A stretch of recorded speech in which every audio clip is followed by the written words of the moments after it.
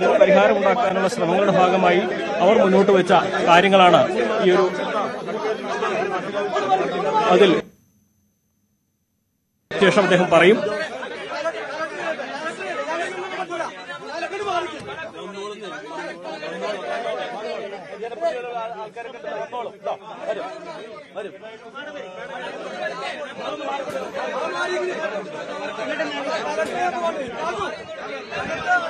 Collector അപൂർവ ത്രിപാഠിയും ഇവിടെയുണ്ട്.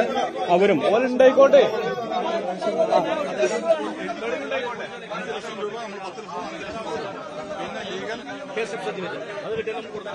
ജനങ്ങളുടെ ഈ ഒരു പ്രതിഷേധം ശമിപ്പിക്കുവാൻ സർക്കാർ മുന്നോട്ട് വയ്ക്കുന്ന, അധികൃതർ മുന്നോട്ട് വയ്ക്കുന്ന ഈ ഇടപെടൽ മതിയാകുമോ എന്നുള്ളതാണ് അറിയേണ്ടത്. എന്താണെങ്കിലും എന്തെല്ലാം കാര്യങ്ങളാണ് അവർ ഇതിൽ പറയുന്നത് എന്നതാണ് അറിയേണ്ടത്. ഇപ്പോൾ MLA ചില സജഷൻസ്, ചില നിർദ്ദേശങ്ങൾ DFOയ്ക്ക് നൽകുന്നുണ്ട്. അതിൽ ഇന്ന ചില കാര്യങ്ങളുടെ ഉൾപ്പെടുത്തണമെന്ന നിർദ്ദേശങ്ങൾ നൽകുന്നുണ്ട്. അതുകൂടി ഉൾപ്പെടുത്തിയ ശേഷം എന്താണെങ്കിലും MLA അത് വായിക്കുന്നത് ശ്രദ്ധിക്കാം.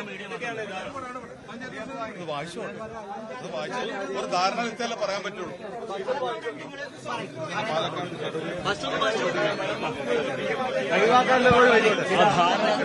വായിച്ച് മനസ്സിലാക്കി അതിൽ നിർദ്ദേശങ്ങൾ നൽകി തിരുത്തലുകൾ വരുത്തേണ്ടതാണെങ്കിൽ തിരുത്തലുകൾ വരുത്തി ജനങ്ങളുടെ ആവശ്യം കൂടി ഉൾപ്പെടുത്തിക്കൊണ്ട് അതിലേക്ക് പോകാം എന്നാണ് MLA പറയുന്നത്. നമുക്ക് DFO കാര്യങ്ങൾ അദ്ദേഹത്തോട് വിശദീകരിക്കുന്നുണ്ട്. വലിയ പ്രതിഷേധം നമുക്കറിയാം. ഈ ഒരു മേഖലയിൽ മുൻപും കടുവയുടെ സാന്നിധ്യം കണ്ടിരുന്നു.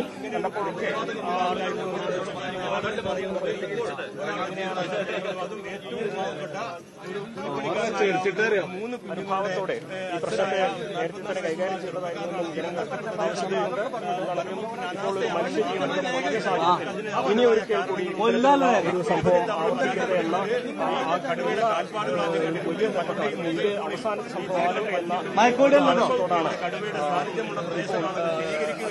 ജനങ്ങൾ മുന്നോട്ട് വെച്ച് ഈ ആവശ്യത്തോടെ എങ്ങനെ പ്രതികരിക്കുന്നു എന്നുള്ളതാണ് അറിയേണ്ടത്. ഇപ്പോൾ അവരുടെ വനംവകുപ്പ് മുന്നോട്ട് വെച്ച നിർദ്ദേശങ്ങളോട് ജനപ്രതിനിധി മേഖലയിലെ MLA അത് വായിച്ച് അതിൽ അഭിപ്രായങ്ങൾ അദ്ദേഹം പറഞ്ഞ് തിരുത്തലുകൾ വരുത്തുന്നുണ്ട്. പ്രദേശത്തെ ആളുകളോട് ചോദിക്കുന്നുണ്ട്. ഇതിനുശേഷം പറയാമെന്നാണ് പറഞ്ഞത്. ഇപ്പോൾ DFO ധനിത്ലാൽ അടക്കം ഇവിടെ ഈ ഒരു പ്രശ്നം പരിഹരിക്കാനുള്ള ശ്രമങ്ങൾ നടത്തുന്നുണ്ട്. സബ് കളക്ടർ അപൂർവ ത്രിപാഠിയും ഇവിടെ എത്തിച്ചേർന്നിട്ടുണ്ട്. വലിയ പ്രതിഷേധം ശമിപ്പിക്കുവാൻ വലിയ ഇടപെടൽ തന്നെ അധികൃതർ ഭാഗത്തുനിന്ന് ഉണ്ടാകുന്നുണ്ട്. ഗഫൂറിന്റെ മൃതദേഹവുമായുള്ള ആംബുലൻസ് ഇപ്പോഴും ആ വഴിയിൽ തടഞ്ഞ് നിർത്തിയിരിക്കുകയാണ് പ്രതിഷേധം. കാരണം അതുകൊണ്ട് തന്നെ ഈ മൃതദേഹം ഇവിടുന്ന് കൊണ്ടുപോകണമെങ്കിൽ ഇവരുടെ പ്രശ്നങ്ങൾക്ക് ഒരു ഉറപ്പ്, അത് പരിഹരിക്കുന്നൊരു ഉറപ്പ് അധികൃതർ ഭാഗത്ത് ലഭിക്കണമെന്ന ആവശ്യമാണ് നാട്ടുകാർ ഉന്നയിക്കുന്നത്, ഉയർത്തുന്നത്. അതിലേക്കുള്ള നടപടികൾ, ഈ പ്രതിഷേധം ശമിപ്പിക്കാനുള്ള നടപടികളാണ് ഇപ്പോൾ ഇവിടെ പുരോഗമിക്കുന്നത്. എന്തെല്ലാം കാര്യങ്ങളായിരിക്കും ഈ പ്രതിഷേധം മുന്നോട്ട് അല്പസമയം കൂടി കാത്തിരിക്കണം. ഇവിടൊന്നും നടക്കില്ല. വനംവകുപ്പ് മുന്നോട്ട് വെച്ച നിർദ്ദേശങ്ങളോട് MLA എങ്ങനെ പ്രതികരിക്കുന്നു, അദ്ദേഹം എന്തെല്ലാം കാര്യം ഉൾപ്പെടുത്താൻ നിർദ്ദേശിച്ചിട്ടുണ്ട്. അദ്ദേഹം പ്രാദേശികമായിട്ടുള്ള നേതൃത്വത്തോട്, പ്രാദേശിക ജനപ്രതിനിധികളോടും നാട്ടുകാരോടും ഒക്കെ ഇക്കാര്യങ്ങൾ അവരുടെ അഭിപ്രായങ്ങൾ ആരായുന്നുണ്ട്. അങ്ങനെ എല്ലാ മേഖലയിലും ഉള്ളവരെ കൂടി ഉൾപ്പെടുത്തി, അല്ലെങ്കിൽ അവർക്ക് പറയാനുള്ളത് കൂടി കേട്ട് അതൊരു പരിഹാരം ഉണ്ടാക്കാനുള്ള നടപടിയാകും ഇവിടെ ഉണ്ടാവുക. ഇന്ന് രാവിലെയാണ് ഗഫൂർ അദ്ദേഹത്തിന്റെ തൊഴിൽ ചെയ്യുന്നതിനിടെ കടുവയുടെ ആക്രമണത്തിന് ഇരയായത്. കാളികാവ് മലയോര മേഖല നമുക്കറിയാം. ഇവിടേക്ക് എത്തിച്ചേരുക തന്നെ ഏറെ MLA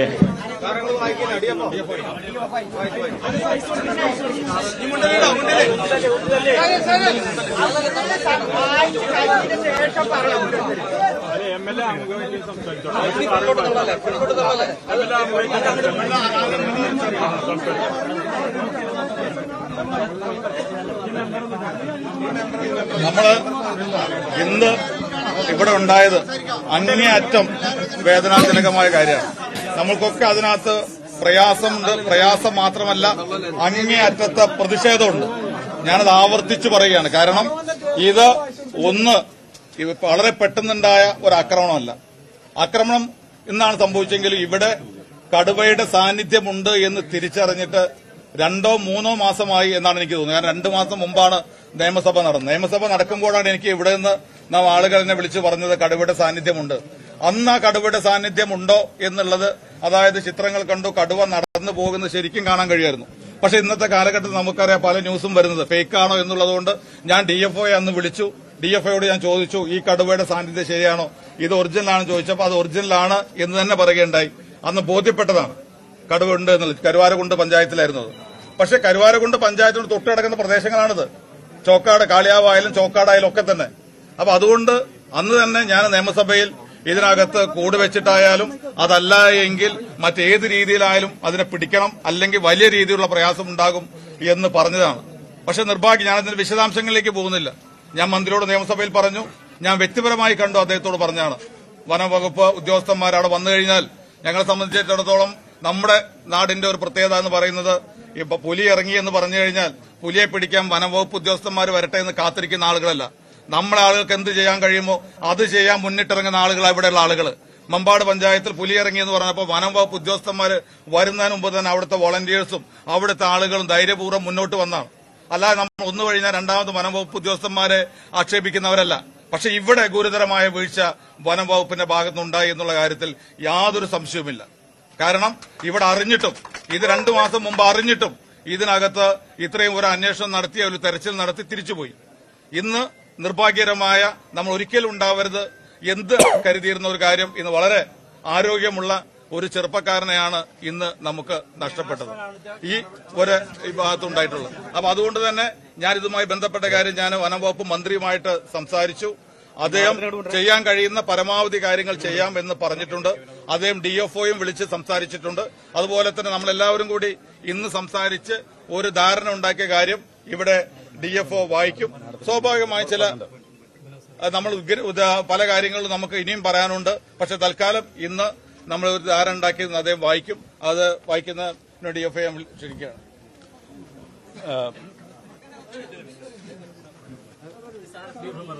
ദൗർഭാഗ്യകരമായ ഒരു മരണമാണ് ഇന്നിവിടെ കടുവയുടെ ആക്രമണത്തിലുണ്ടായിട്ടുള്ളത്. അപ്പോൾ നമ്മൾ സൈറ്റിൽ ചെന്നപ്പോൾ അദ്ദേഹത്തിന്റെ ബന്ധുക്കളും നാട്ടുകാരും ജനപ്രതിനിധി അടക്കമുള്ള ആളുകൾ വനംവകുപ്പിന്റെ കയ്യിൽ നിന്ന് ഒരു ഉറപ്പ് വേണമെന്ന് ആവശ്യപ്പെടുകയുണ്ട്. അതിന്റെ അടിസ്ഥാനത്തിൽ ഇവർക്ക് ഇന്ന് ഒരു ഒപ്പിട്ട് നൽകുന്ന ഒരു ഉറപ്പാണ്. ഒന്ന് വായിക്കാൻ ഞാൻ. കാളികാവ് പഞ്ചായത്ത് അടയ്ക്കാക്കുണ്ട് ഭാഗത്ത് ഇന്ന് രാവിലെ 7:15 പാറശ്ശേരി റാവുത്തൻകാട് ഭാഗത്ത് റബ്ബർ എസ്റ്റേറ്റിംഗ് ടാപ്പിംഗ് നടത്തിവരവേ കടുവയുടെ ആക്രമണത്തിൽ KP ഗഫൂർ എന്ന യുവാവ് അതിദാരുണമായി കൊലപ്പെടുകയുണ്ടായി. അതിനോടനുബന്ധിച്ച് കർഷകരുടെയും നാട്ടുകാരുടെയും ജനപ്രതിനിധികളുടെയും ശക്തമായ പ്രതിഷേധമാണ് ഉണ്ടായിട്ടുള്ളത്. ഇതിന്റെ അടിസ്ഥാനത്തിൽ നാട്ടുകാരുടെയും ജനപ്രതിനിധികളുടെയും സാന്നിധ്യത്തിൽ ചർച്ച നടത്തി. ആ ചർച്ചയുടെ അടിസ്ഥാനത്തിൽ വനം വകുപ്പ് സഹായധനമായി നൽകുന്ന 10 ലക്ഷത്തിന്റെ ആദ്യ ഗഡുവായ 5 ലക്ഷം രൂപ നാളെ തന്നെ ഇദ്ദേഹത്തിന്റെ ആശ്രിതർക്ക് കൊടുക്കുവാൻ തീരുമാനമായിട്ടുള്ളതാണ്. കൂടാതെ ബാക്കി 5 ലക്ഷം രൂപ ഇദ്ദേഹത്തിന്റെ ലീഗൽ എയർഷിപ്പ് സർട്ടിഫിക്കറ്റ്, അനന്തരാവകാശ സർട്ടിഫിക്കറ്റ് ലഭിച്ച ഉടനെ തന്നെ നൽകും. അതിനും തീരുമാനമായി.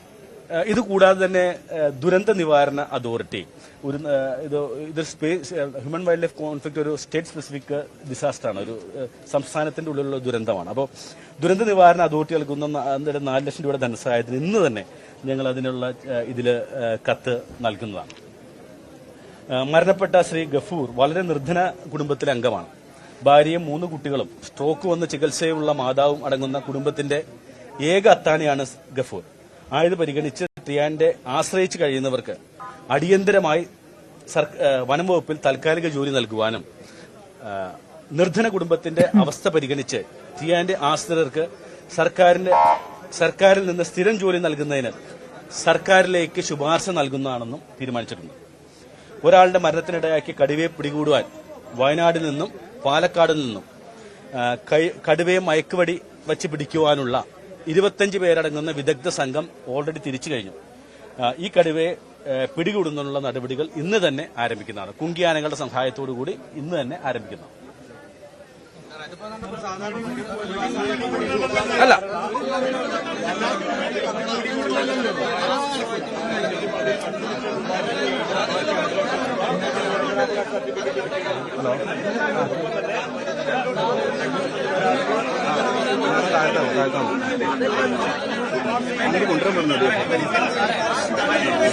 ബൈക്കോട് വെക്കാൻ വേണ്ടി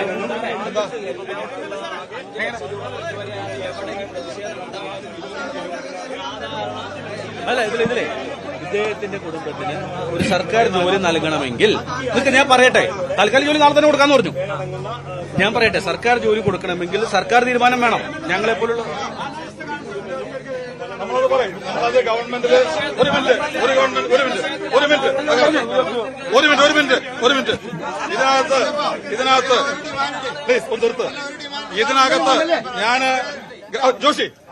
ഇതിനകത്ത് ഞാൻ ഗവൺമെന്റിനോട് ശക്തമായി ആവശ്യപ്പെടുന്നത്, ഗവൺമെന്റിൽ മന്ത്രി തന്നെയാണ് ഒന്നാം പ്രതികളായ തർക്കമില്ല. കാരണം ഞാൻ അദ്ദേഹത്തോട് നേരിട്ട് പറഞ്ഞാണ്. പക്ഷേ ഇവിടെ 2 മാസം കഴിഞ്ഞിട്ടും മുമ്പും കടുവ സാന്നിധ്യമുണ്ട് എന്ന് വ്യക്തമായി തന്നെ ഇവിടുത്തെ ജനപ്രതിനിധി എന്നുള്ള നിലയ്ക്ക് ഞാൻ ഉത്തരവാദിത്തത്തോടുകൂടി നിയമസഭയിൽ പറഞ്ഞപ്പോൾ അത് വനം വകുപ്പിന് ബോധ്യപ്പെട്ടിട്ടും ഇവിടെ അതിനെ കടുവയെ പിടിക്കാനുള്ള ഒരു നടപടിയോ മറ്റു കാര്യങ്ങളോ ഇല്ലാത്തത് ഗുരുതരമായ വീഴ്ചയായിട്ട് തന്നെ കാണുകയാണ്. അതിന് ആരാണോ ഉത്തരവാദികൾ അവർക്കെതിരെ നടപടിയെടുക്കണമെന്ന് ഗവൺമെന്റിനോട് ശക്തമായിട്ട് ഞാൻ പറയട്ടെ, ശക്തമായ നടപടിയെടുക്കണം എന്ന് ആവശ്യപ്പെടുകയാണ്.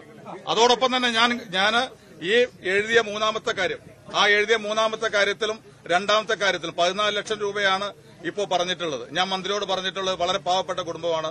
ഈ 14 ലക്ഷം രൂപ പോരാ, കൂടുതൽ സഹായം നൽകണം എന്ന് ഗവൺമെന്റിനോട് മന്ത്രിയോട് ആവശ്യപ്പെട്ടിട്ടുണ്ട്. അതിനുള്ള നടപടിയും ഗവൺമെന്റിന്റെ ഭാഗത്തുനിന്നുണ്ടാവും. അതോടൊപ്പം തന്നെ എന്തെഴുതിയാലും ഞങ്ങളെ സംബന്ധിച്ചിടത്തോളം ഇവിടുത്തെ ജനങ്ങൾ അങ്ങേയറ്റം പ്രതിഷേധത്തിലാണ്. അത് ഞങ്ങൾ വനം വകുപ്പ് ഉദ്യോഗസ്ഥന്മാരോട് ഞങ്ങളത് കാണിക്കുന്നുമില്ല. നിങ്ങൾക്ക് ഇവിടെ നിങ്ങളുടെ ഒരു രീതിയിലും നിങ്ങളെ പ്രയാസപ്പെടുത്തുവാനോ നിങ്ങളെ ഏത് രീതിയിലും ഉപദ്രവിക്കാനല്ല ഞങ്ങളുടെ പ്രതിഷേധം പ്രകടിപ്പിക്കുന്നത്. പക്ഷേ ഒരു പുലിയെ പിടിച്ച് ഒരു മനുഷ്യനെ കൊന്ന കടുവ എങ്ങനെ പിടിക്കണം എന്ന് നിങ്ങൾ തീരുമാനിച്ചാൽ മതി.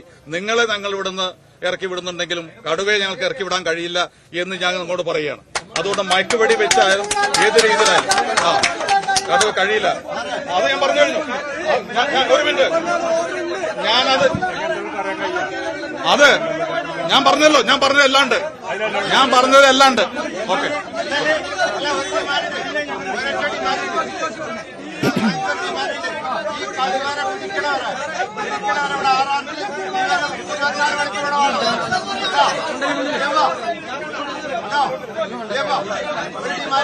ഒരാൾ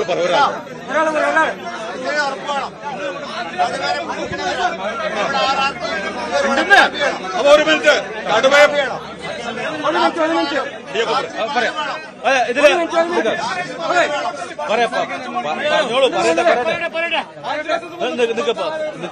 പറഞ്ഞോട്ടെ.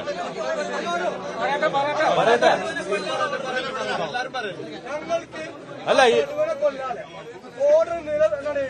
ഫോറസ്റ്റ് പ്രൊട്ടക്ഷൻ ആക്ടിൽ നിലനിൽക്കെ അത് നടപ്പിലാക്കണമെന്ന് മാത്രം ഞാൻ പറഞ്ഞല്ലോ. ഒരു മിനിറ്റ്, ഞാൻ പറഞ്ഞതിന്റെ അർത്ഥം അതാണ്.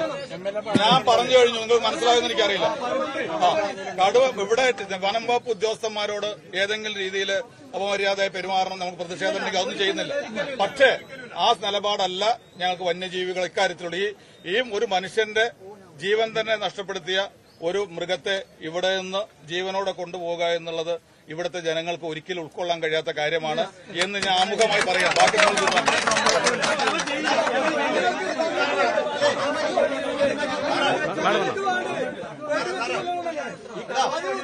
ഓക്കെ.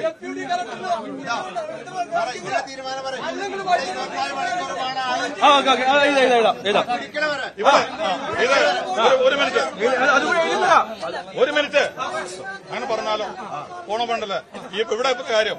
നമ്മൾ ഈ കടുവയെ പിടിക്കുന്നവരെ ഇവിടെ ജോഷി പറഞ്ഞ പോലെ കടുവയെ പിടിക്കുന്നവരെ ഇവിടെ ഏറ്റവും പ്രകടമായ 1-2 ദിവസത്തേക്ക് DFOയോട് പറയാണ്, 1-2 ദിവസത്തേക്കല്ല ഈ കടുവയെ പിടിക്കുന്നത് വരെ ഇവിടെ നിങ്ങളുടെ എന്ത് സംവിധാനമാണോ, വനം വകുപ്പിൽ ഉദ്യോഗസ്ഥന്മാരാണോ, ഇതിന് പ്രത്യേക ഗ്രൂപ്പുണ്ടോ ടീമുണ്ടോ, അവരുടെ ഒക്കെ പൂർണ്ണമായ സാന്നിധ്യം ഇവിടെ ഉണ്ടായിരിക്കണം. ഇത് പിടിച്ചു കഴിഞ്ഞിട്ട് അവരിവിടുന്ന് പോകാൻ പറ്റുള്ളൂ.